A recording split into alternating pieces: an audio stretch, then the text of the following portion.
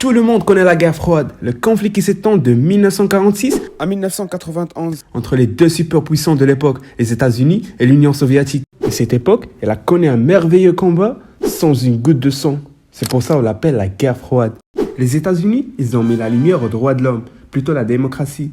Mais l'Union soviétique plonge dans une autre vague. Ils aspirent à développer tout ce qui est scientifique.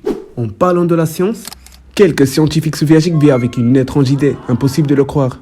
Dans le nord-ouest de la Russie, près de la Mourmansk, dans la presqu'île de Kola qui partage ses frontières avec la Finlande et la Norvège, se trouve ce vieux cap ouvrier qui cache l'un des forages les plus profonds de l'histoire. Il s'appelle le forage de Kola.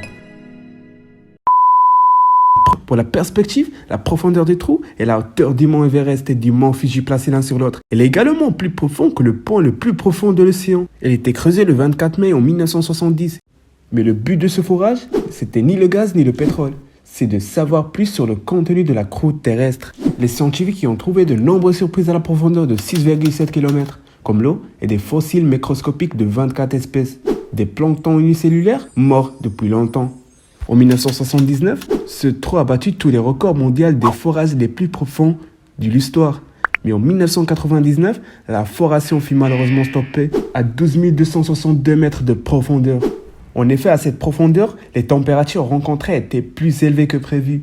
Et au final, le forage n'a pas réussi à éteindre le manteau supérieur, mais a quand même permis d'apporter des connaissances surprenantes sur la croûte terrestre.